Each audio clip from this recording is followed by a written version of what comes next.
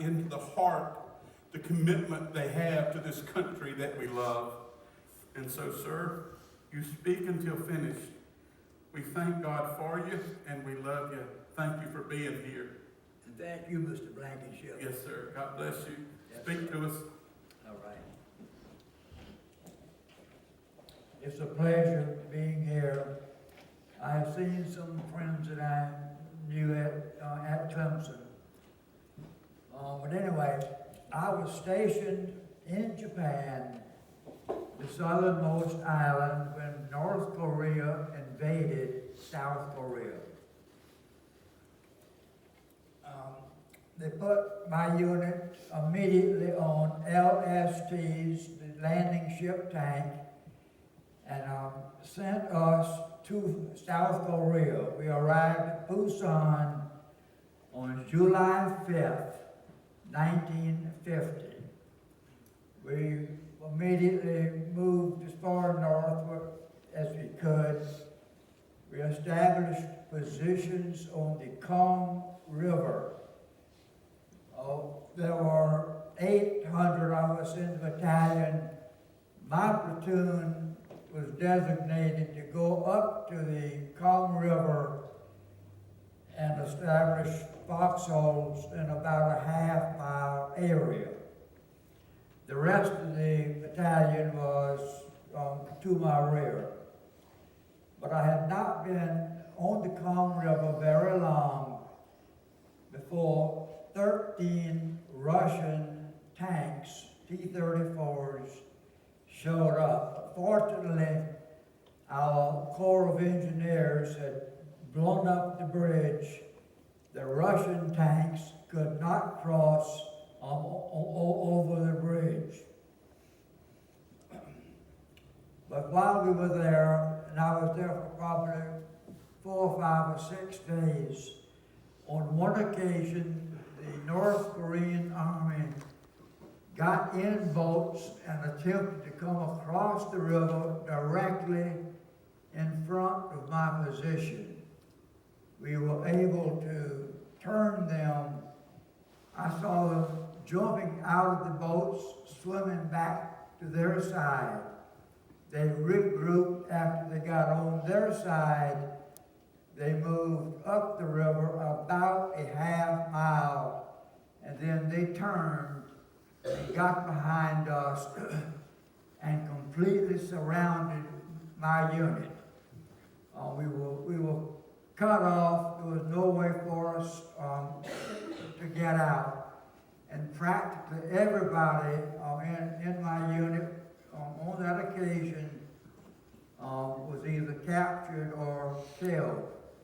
But while we were there, I heard a rumbling noise. I looked, I saw a tank, and I thought it was one of the Russian tanks that had gotten across, but then I saw the White Star, and I realized it was our tank, and I decided to myself, I'm going to get out on this tank if I possibly can.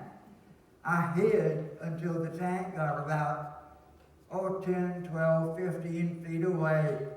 Then I jumped up in the dirt road in front of the tank. I waved my arms and signaled to them to stop. They thought that I was a North Korean soldier. They spun the tank and tried to run over me. There was nowhere for me to go except to get on top of that tank. And I remember jumping on that moving track and scrambling on top of the tank. I lost my rifle while I was doing it. But I did get on top of the tank. I yelled, "Open up, let me in, I'm a GI."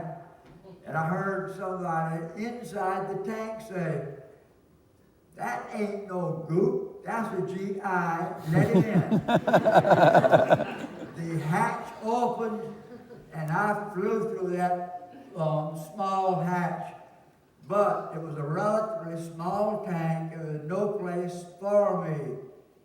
And I had to lay on the floor over the engine, but under that 76 millimeter gun. And the tank commander told me to keep my head down because when that breach came back, it would cause a lot of injury to me. But anyway, I was successful in getting out that particular day, which was July 16th, 1950, on that tank. We had many other engagements, but this was early in the war, and each engagement we actually lost, and we had to move further south. And the North Korean army, which was well equipped with Chinese and Russian equipment, kept pushing us back to what we call the Pusan perimeter. While we were there, one of the Protestant ministers held battlefield services. It was Chaplain Hislop, and I had the good fortune of knowing Chaplain Hislop back in Japan before we got into Korea. But Chaplain Hislop held a service which I attended, and at that service, Chaplain Hislop gave me a small pocket Bible which was actually published and distributed by the Gideons. When I got the pocket Bible, I was so proud, and I immediately read the 23rd Psalm. And the reason I read the 23rd Psalm is because when I was a boy growing up in Orangeburg County, South Carolina, my mother always told me, when you're in trouble, when you're worried, read the 23rd Psalm. It will make you feel so much better. So the first thing I read in my Bible was the 23rd Psalm. Time passed. We were fighting a losing war until the Marines performed the Incheon invasion, which was very successful. The North Korean army at that time, they turned, they fled, and they went back as fast as they could into North Korea. We were ordered northward. We held up momentarily at the 38th parallel, but we were ordered to cross the 38th parallel and go into North Korea. At first, we met very little resistance. The civilians appeared friendly, and I use the word appeared. But the civilians were cheering, they were clapping their hands, they would sometimes throw apples to us. They seemed happy to see us. I was in the infantry, and I was in the I was first. My Sergeant Leonard King, and I led the way. Now, most of the time, Sergeant King and I were in the lead. We approached a North Korean city named Anok. I'd never heard of it before because it was a relatively small city. But as we approached Anok, I heard gunfire. I didn't know what to make of it, but I suddenly saw two North Korean men, both dressed in white, with their arms or hands over the head. One spoke English. He yelled out to us, "Don't shoot. We have liberated the city for you." And what had happened, the non-communists had overthrown the communist officials when they heard that the U.S. Army was just down the road a mile or so.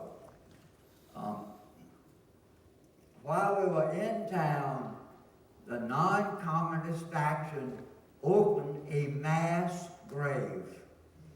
It was probably 12 or 15 feet square and 7 or 8 feet deep. They took out 30 or 40 bodies and they placed them on the outside of this hole. It was getting dark. We did not want to advance northward in the darkness, so we withdrew about a mile and spent the night. The next morning, we re-entered the city of Antioch, and I saw the mass grave. The bodies had been removed, but this time there were people dressed in white. Now, they abandoned uniforms. Everybody was always in white, and we really could not tell a friendly Korean from a hostile Korean. But they were standing around that grave, and we did not know exactly what was going on, but we had orders to move northward, so we continued on our way. We were going no more than 100 or so yards. I heard gunfire. I looked, and those people who were standing up around the grave were being shot and pushed into the grave. Now, Antioch was a city that had a great influence on my status as a P.O.W. Sometime later when it was time to be released. We continued northward. Every opportunity I got, I read from my little pocket Bible, and I always started off by reading the 23rd Psalm. We got into Pyongyang with no resistance. That's the North Korean capital. Actually, while we was there, Bob Hope showed up with Marilyn Maxwell, and I attended a performance at the North Korean airfield at Pyongyang and saw Bob Hope and Marilyn Maxwell perform. The next day we continued moving northward. We got relatively close to the Chinese border.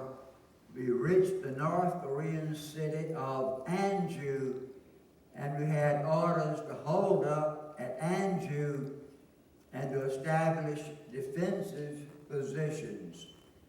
Now, my company was in the rear. Well, it was a battalion of 4 companies, 200 men each, making a total of 800 men in the battalion. They were in front. My company was in the rear.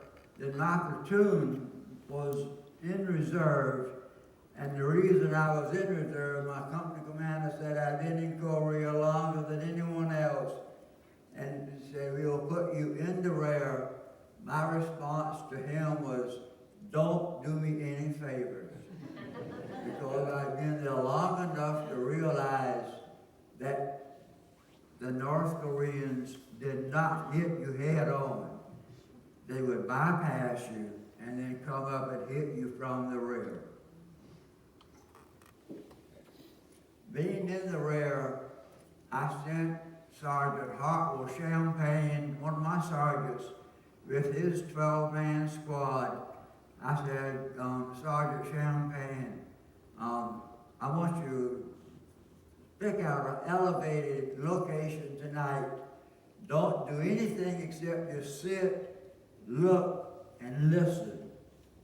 And if you see or hear anything out of the ordinary, come and notify me. But anyway, about daylight the next morning, Sergeant Champagne rushed up to me, says, Lieutenant, the Chinese army is crossing the river a couple of 100 yards away, just hundreds of them. He says, you'll come up here with me. I'll point them out to you. and I walked to the elevated location. I saw the Chinese army. I happened to have 12 South Korean soldiers who did not speak English, by the way, in my 50-man platoon. And they positively identified them for me as Chinese. He said they are not Korean. I called my battalion headquarters. I told them what I was looking at, and they said, "Lieutenant, you are mistaken. There are no Chinese troops in North Korea." He asked me several more questions, which were relatively irrelevant, but then he said, "Which way are they headed?" I said, "They are presently bypassing my position, and they're headed straight toward you in battalion headquarters." When I said that, the conversation stopped, and within 30 seconds, I could hear jeeps and trucks starting the engines up, and they were battalion headquarters was attempting to get out of there, but simultaneously, I heard gunfire. Some made it out, some did not. The Chinese set up some tripod-mounted machine guns, and then they turned those machine guns on us. And I was hit in the foot by a relatively large machine gun bullet. And in the small group I was in, which was 25 and 30, all of us were killed with that first burst of machine gun fire, except 3 of us, Lieutenant Mike Dow, and an enlisted man whose name I did not know. But they helped me take that boot off my foot because my foot was swelling. And then they attempted to get me out of that area. The enlisted man held my carbine, and Mike Dow was on my left, and we were going up a mountain. The machine gun crew apparently spotted us again, because here come the bullets, and it hit and killed the enlisted man who was holding my carbine while I was holding on to him with my right arm. He rolled back down the mountain, and that left only Lieutenant Mike Dow and me. We went as far as we could. We got to an extremely large gully. We could not figure how to get across it. But while we were standing there, some 40 or 50 Chinese soldiers began yelling at us. We had not seen them. They were only 100 yards away. Each one had their weapons pointed toward us. And I said, "Mike, you don't stand a chance. You're out of ammunition. I'm going to toss your rifle, your carbine into the gully, and we should put our hands over our head and surrender." And we did surrender.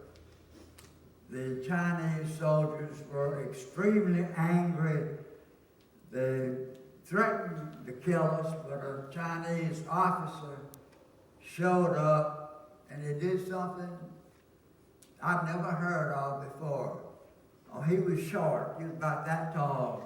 He reached up and grabbed my right hand, started shaking my hand. He spoke almost perfect English. He said, "We're not mad at you. We're mad at Wall Street." I did not know what he meant, but I later figured out that he was telling me he did not like our system of government. He disappeared, and that left us Chinese soldiers who were so angry, and they got right down at me and leading us back to that machine gun that had fired on me earlier. I passed 3 or 4 of my men who were wounded, and they could not stand.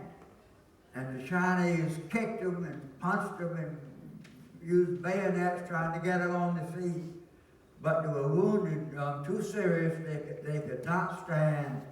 They made me move on, and I'd gone 12 or 15 feet. I heard gunfire, and I turned and looked, and they had shot my men in the back of the head. And I made up my mind then, regardless how bad my foot might hurt, I was not going to give up and sit down and refuse to walk, because I knew what the consequences would be. That night, a Jeep came into the area. It had a Chinese doctor. The doctor got out. He was treating wounded Chinese soldiers. I hobbled out to where he was. I stood in the headlights where he was working on the wounded Chinese soldiers. I kept picking up my right foot and pointed to my foot where I was shot. He yelled something at me. I don't know what he said, but he did not give me a bandage. And I repeated it 3 or 4 times, and it seemed like he was getting angrier and angrier. And finally, he pointed to a bloody bandage on the ground that he had taken off a wounded Chinese soldier. He yelled something, I don't know what he said, but I took it to mean, take it or leave it, because that's all you're going to get. I reached over and I picked up the bloody bandage and I wrapped it around my foot, because I knew I had to do something to stop the bleeding. I did not give second thought to any disease, such as hepatitis. We walked all night. I stumbled and fell. I'm not exaggerating, but I know hundreds of times. They would get me back up on my feet, and we'd have to continue walking. Now, I had some men who were wounded, and a few Chinese soldiers that spoke English, and they would tell these wounded men, fall out, we'll put you on the next truck northward. And I said to them, if you can possibly walk, do not fall out. But they did fall out. I continued walking. I heard gunshots. I would look, and they were killing these men as they fell out. I kept going, and I was the very last man in the column. The Chinese were very impatient, but we walked all night. Sunrise next morning, we were still walking. And shortly after sunrise, I heard aircraft, then I heard machine guns, and it was American jets which had come over from Japan. We did not have any bases in South Korea, and the American aircraft strafed the Chinese column to my front and to my rear. They did not hit on the P.O.Ws, and it leads me to believe that they realized that there were P.O.Ws, and they were looking out for us. After we got strafed, we had to hide in a gully all morning long. And it was cold, and Chaplain Hislop had given me this little pocket Bible from the Gideons. I got the pocket Bible out, and of course I read the 23rd Psalm. Then I continued reading. Then I prayed, and I thanked God that I was still alive. And while I was there, I got a pen out of my pocket and got the little Bible, and I wrote some notations in the front of the Bible. Not many, but just that I was shot and captured, and I put the date. And I remember writing, "It hurts." We hid all day that night, then we had to start walking again. We walked for 17 nights. We would hide during the daytimes. And whenever we hid, I would always get out this little Bible. I would always read, and I would always pray, and I always thank God that I was still alive. But after 17 days, we reached a very primitive, temporary camp. It was just Korean mud shacks, I think, previously occupied by peasants. They had straw roofs. There was no heat, no water, no lights, no toilets.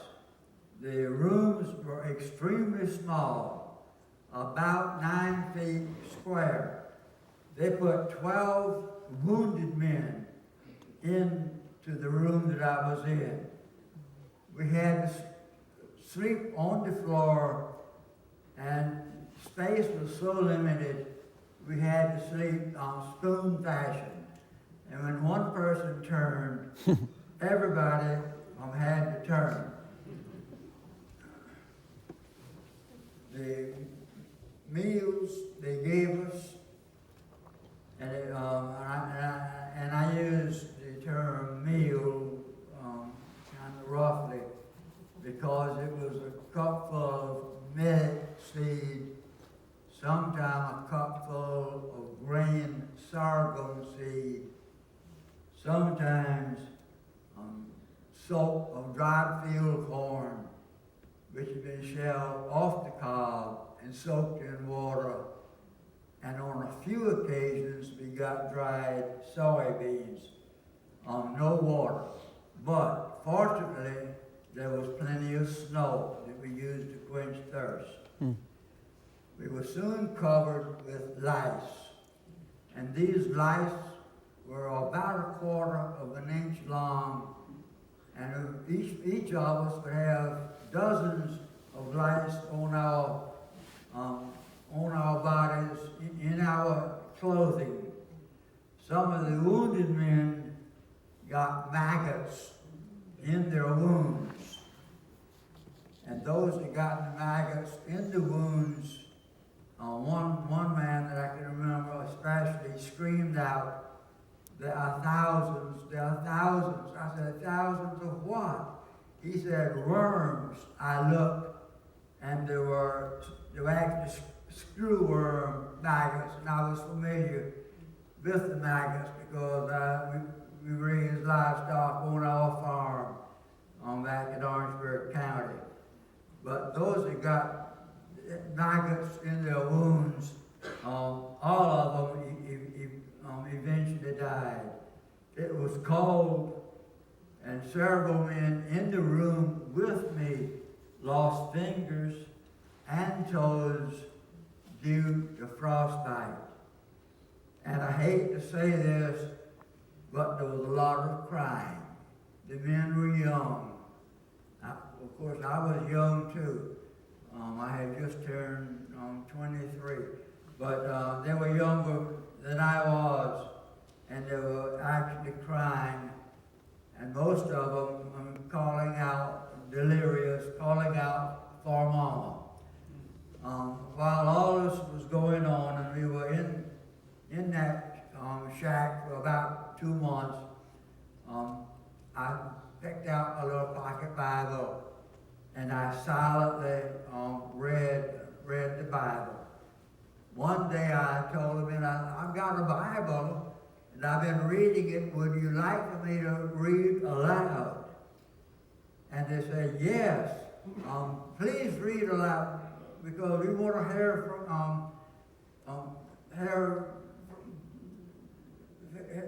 God. So read to us. I said, okay, watch out for the guards, because it was strictly forbidden to have a Bible and to read the Bible.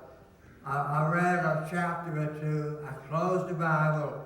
He said, Lieutenant, read some more, read some more. And I would read for an hour or two at the time. They did not want me to quit.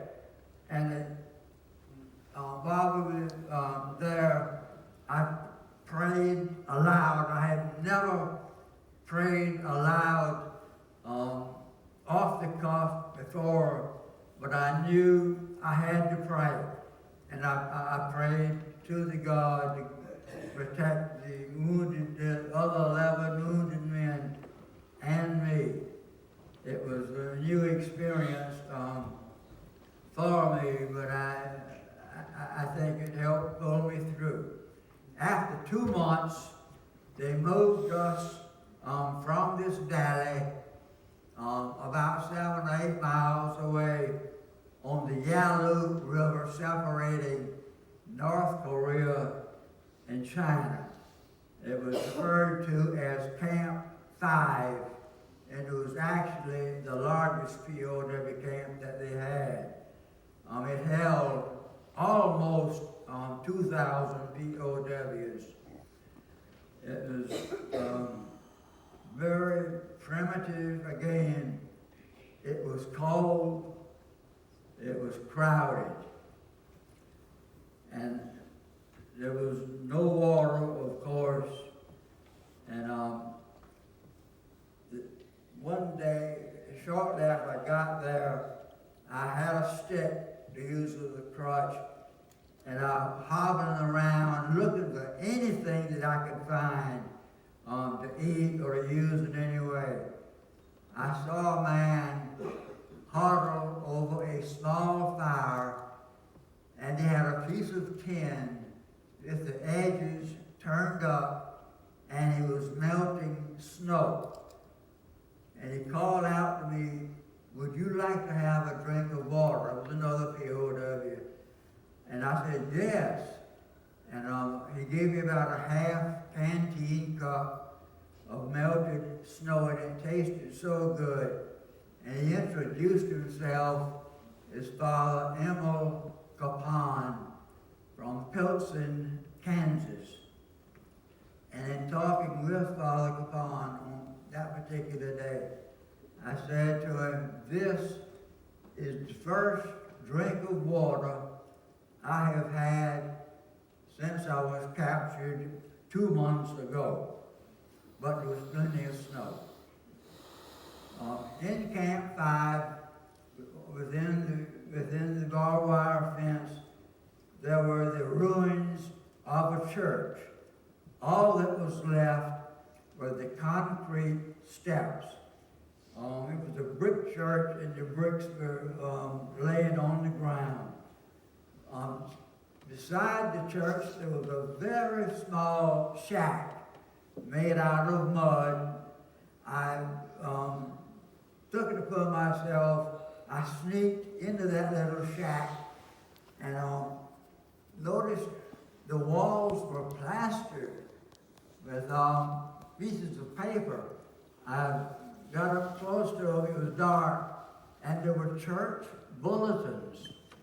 And the church bulletins were written in English. It was the church that I was not familiar with, and the date on the bulletins was about 12 months prior to the time that I was there.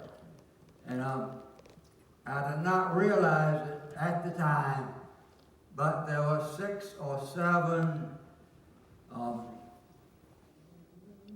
nuns, I think they were being held prisoners just a few miles from us, and I was not aware of it until after the shooting had stopped. But this Catholic priest, Father Emil Capon, on Easter Sunday, 1951, he held an Easter service, not just for Catholics, but for everybody. And we sat on the steps of this church, and he had an Easter service lasted about 15 minutes. The Chinese were extremely angry. I've never seen them so mad because the Chinese, our captors, they hated Christianity, and they developed an intense hatred for Father Emil Capon. And of course, you communists are all atheists. None of them believe in God. Now, Chaplain Capon at that time was in a shack with some other Catholic P.O.Ws, and they were taking care of him. Now, in my shack, there were about 17 or 18 of us in this particular room. There were no Catholics. One night, Chinese officer, and he was a terrible man. He insisted we refer to him using his rank and name, and it was comrade son. We had to use the word comrade. But anyway, comrade son. And threw Father Capon into my room. And there was no place for him. And Father Capon, I had developed a blood clot on one of his legs. And so I gave him my place on the floor, next to the wall, because I figured that wall would give him some protection, because there was no light and people had to go outside at night.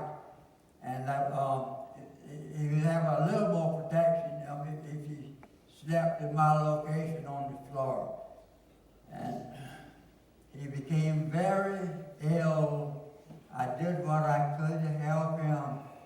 He was covered with lice, and I picked the lice off his clothing the best I could.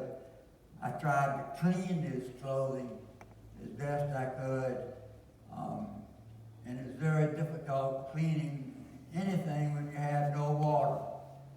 But while we were there, and he was with me in that room for 4 or 5 or 6 weeks. Now, when I'd feel him shivering at night, and I'd wrap my arm around him to give him some warmth, and then at night when I would shiver, he would wrap his arm around me. But one day he asked if he could borrow my little Bible, and I let him borrow it, and then I asked if he would read aloud to us, and if he would pray to us. And he did. Father Capon was off. He was a farm boy from Pilsen, Kansas. And he and I did a lot of talking about farming and agriculture. And our system of farming was entirely different, but yet it was something we had in common. There were a lot of deaths in Camp 5. And the estimate by the other POWs was 1,600. I don't know if that figure is accurate or not, but I personally counted the bodies of more than 1,000 young American POWs dead, frozen, and stacked up outside in piles like you would stack cordwood. After the piles or stacks would accumulate 200 or 300 men, the Chinese made every able-bodied man fall out and 2 men would carry one frozen body across the frozen inlet and placed them on the hillside just beyond the inlet.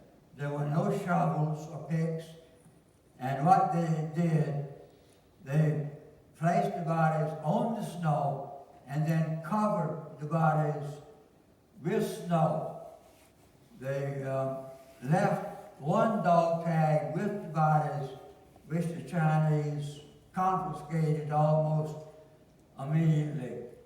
But the Chinese would allow no last words to be said. The Chinese would allow, and North Koreans would allow, no hymns. There was total silence.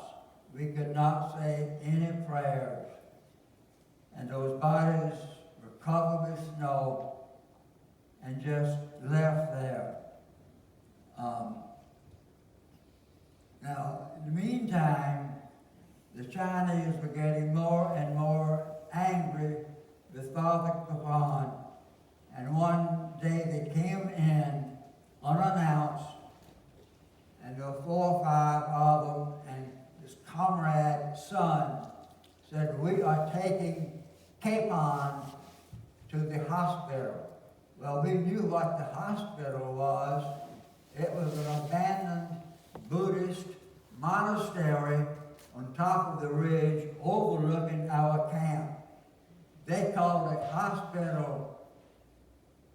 We called it the death house, because only 2 or 3 men survived the experience in that abandoned Buddhist monastery. We got word just several days later that Father Capon had died on May 23rd, 1951. I don't believe he was ever buried. I think he was just thrown outside and covered with snow like the other P.O.Ws. And I might point out, none of the bodies at Choctaw or Camp 5 have ever been recovered. The American recovery forces have not been allowed in Choctaw, and I understand now every building or every shack in Choctaw has been destroyed, and it is now farmland.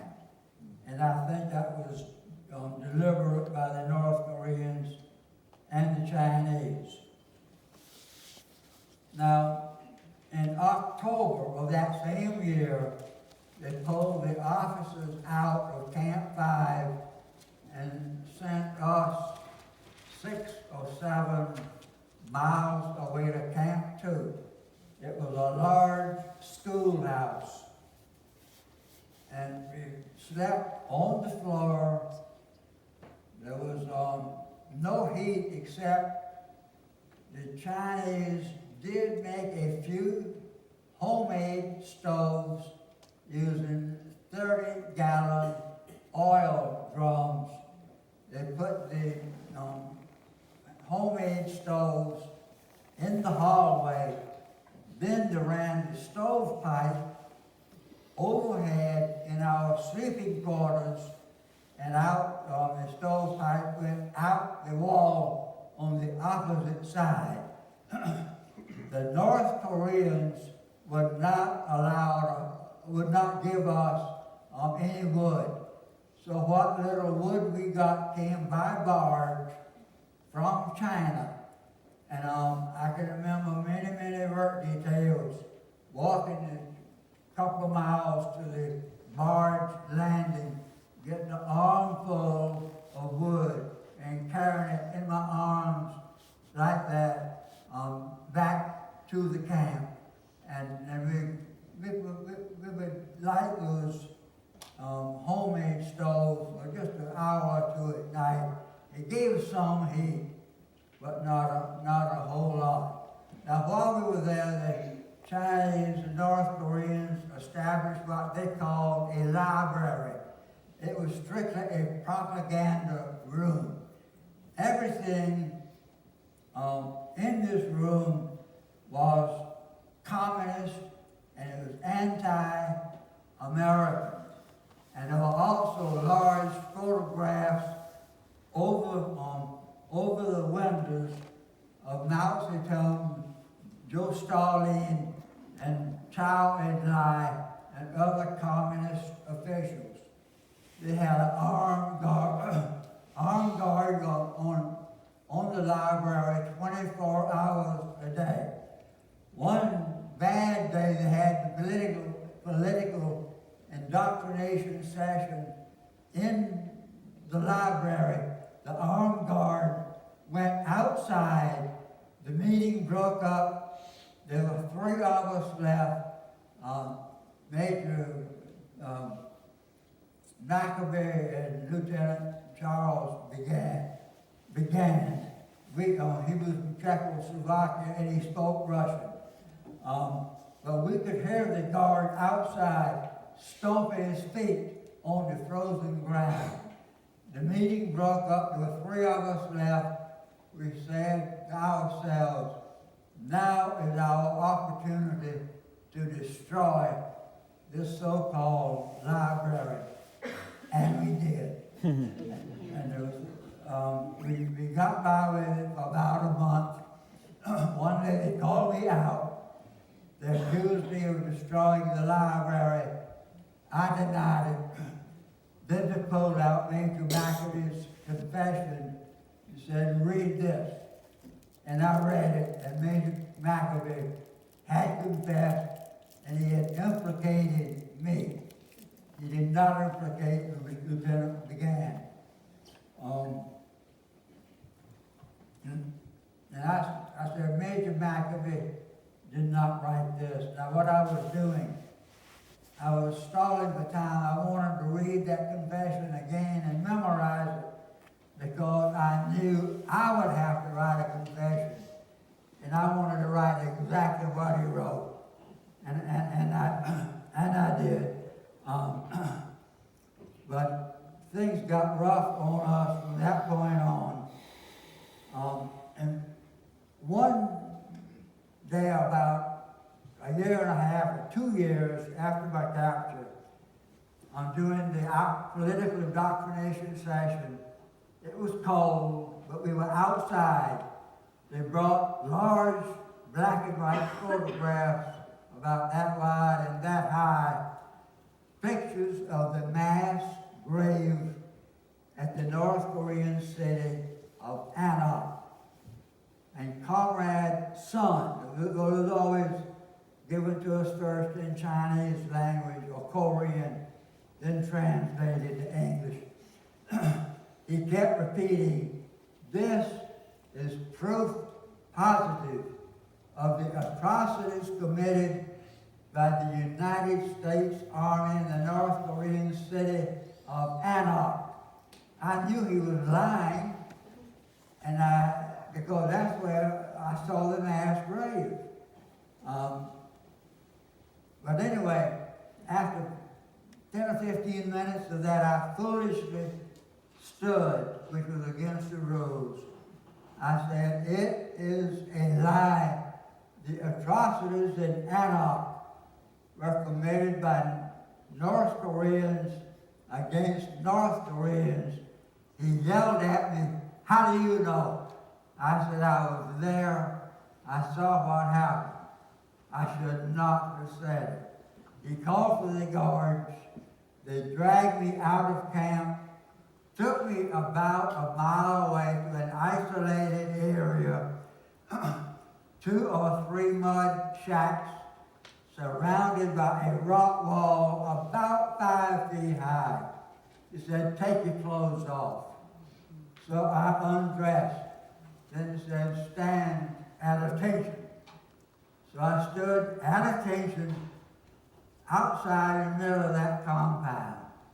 Several hours later, high-ranking North Korean and high-ranking Chinese officers everybody in full military dress showed up.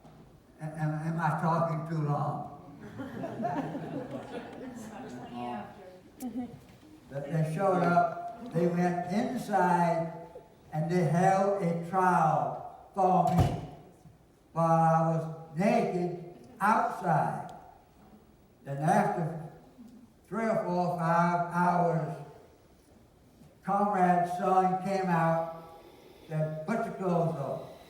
Then he said, "Follow me." And I did not know what, but he took me back to camp. And I couldn't walk as fast as he could, but I ran, I caught up to him. I said, "What was that all about?" He said, "Keep silence." And every time I would question him about what took place, he would respond, "Keep silence." All right. Could you open it? My fingers are numb. Thank you.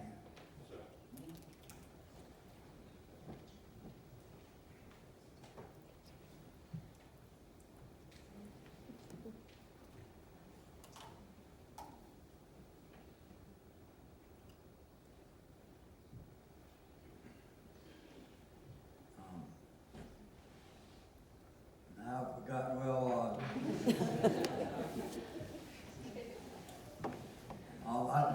They never told me. They would not tell me what the outcome of the trial was. Then, but everything I did was wrong. No more mail, and they made it extremely rough on me. They took me out one night and interrogated me, and comrade's son is broken English. Of course, I always had the standard of attention. And he said something, and I laughed. And the instant I laughed, he called for a guard he had in the next room. The guard grabbed me, and then they took me out of the camp headquarters. They took me down the dirt road to where the Chinese army, about 50 men, had their sleeping quarters. They woke the Chinese soldiers up. The soldiers came outside. Then those soldiers took turns beating me, balling their fist up and hitting me. And I soon learned to fall when I saw those fists coming toward me. That continued for 5 or 10 minutes. Then they dragged me out of that area to a hole in the ground a couple of 100 yards away. The hole was about 5 feet wide, 5 feet long, and 5 feet high. I could not lay down in it because it's too short, and I could not stand. But anyway, they made me, they tossed me into the hole. Then he said, "Sit at attention." I didn't know what he was talking about, but I soon learned when you sit at attention, you sit on the floor cross-legged. You can't lay down. You can't lean up against the side of the wall. And after a period of time, you sit at attention in a cave like that. It's extremely painful. But anyway, I became extremely ill. Diarrhea, maybe possibly the flu, after 13 days. And I believe they thought that I was going to die. So they brought me some kind of white tablets, the only medicine of any kind that I got the entire time I was P.O.W. They gave me those pills. Then they made me take my clothing off and wash my clothing. Then bathe myself. Then they had a razor and they made me shave. And then after they got me cleaned up, they returned me to camp And I guess I was clean and looked fairly, pretty good, but they wanted to, me to return to camp to look like nothing had happened to me. But there was constant harassment. On another occasion, I was in 30-day isolation, and on this place I was in isolation, a little North Korean boy, 12 or 13 years old, lived with his grandmama no more than 15 or 20 feet away. And the little North Korean boy felt sorry for me because he kept doing things to help me. And I can remember one occasion when the guard was not looking, he brought me 2 boiled eggs and handed them to me, and he was grinning from ear to ear when he gave me those eggs. And those are the only eggs I had the 34 months that I was a P.O.W.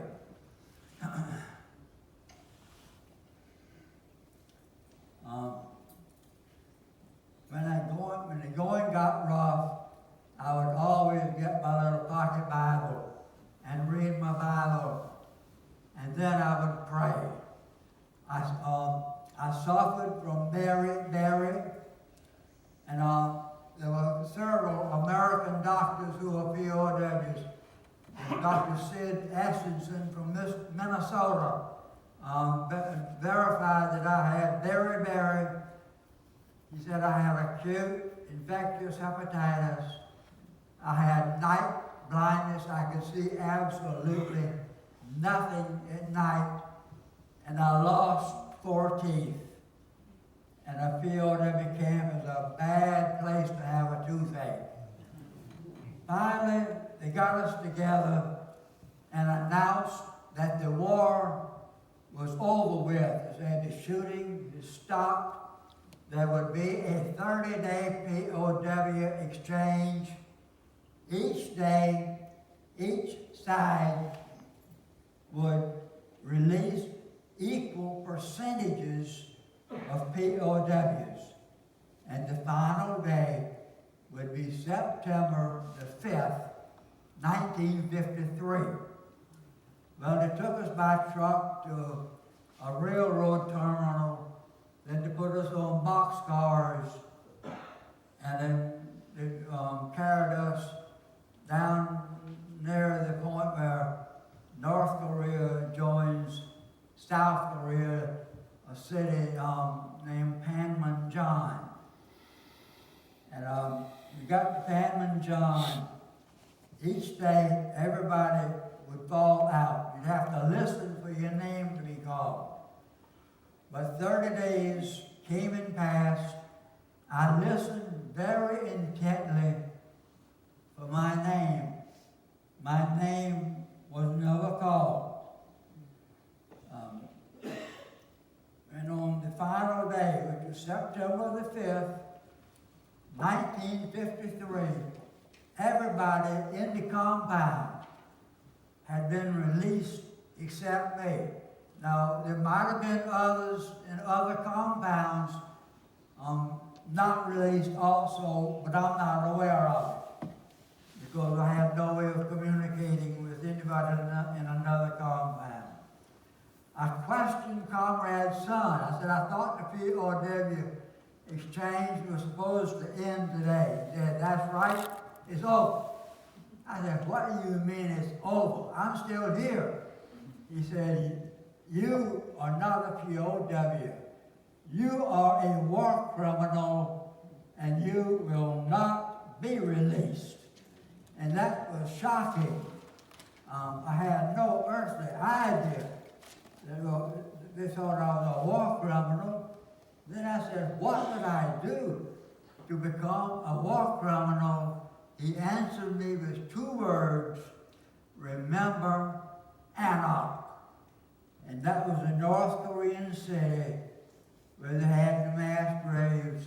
And that was the city where I told Comrade's son he was lying when you said the atrocities were committed by the U.S. Army. But anyway, I spent a sleepless night in that large building by myself, having no idea of what my destiny from that point would be. The next day they threw me on the back of a flatbed truck. Comrade's son got on the back of the truck with me.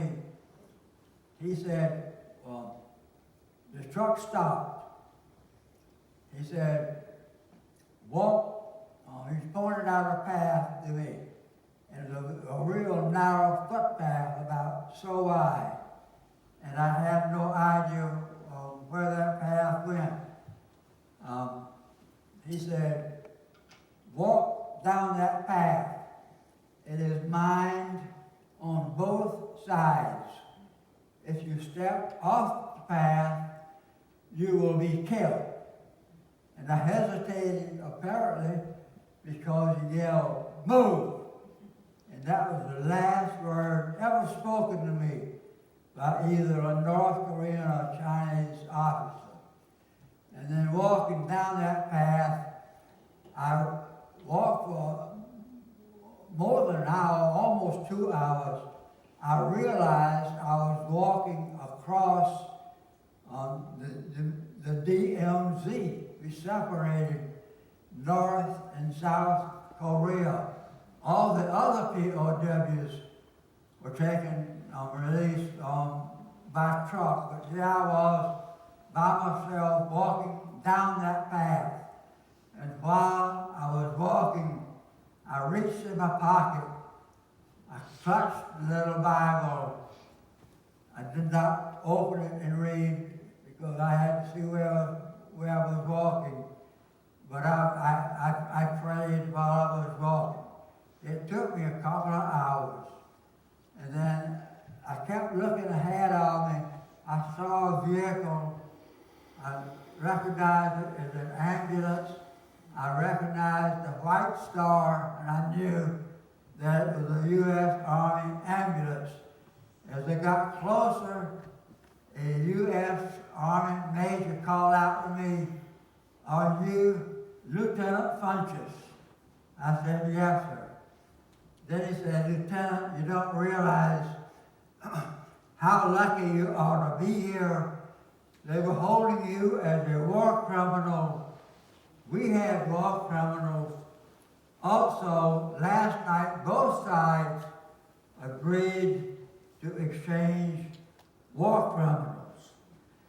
And so if they get you back in the ambulance, and we will find something to eat." I got in the ambulance. I was taken Incheon. There was a troop ship waiting, and I got on the troop ship. And then we immediately returned home. Now, after I got home, I was living on the farmhouse in Orangeburg County, and the house was being remodeled. I left my little pocket Bible in the room that my wife Sybil and I always used. But I got a job at the Clemson Extension Service, and it was in first job was in Edgefield County. Every time I would return home, I would look for my little pocket Bible. I could not find it. Nobody knew anything about my pocket Bible. Then more than 60 years passed, and I had not located my pocket Bible. And it meant so much to me. And I desperately wanted that little Bible. But one day, about 5 or 6 years ago, a package came in the mail. And it was my long lost Bible. And in closing, I want to show you this is the little Bible. The little Bible, which meant so much to me and meant so much to the other POWs, because as far as I know, it was the only Bible that any POW had. The other Bibles were confiscated. Thank you for the invitation to speak, and and I apologize for talking too long.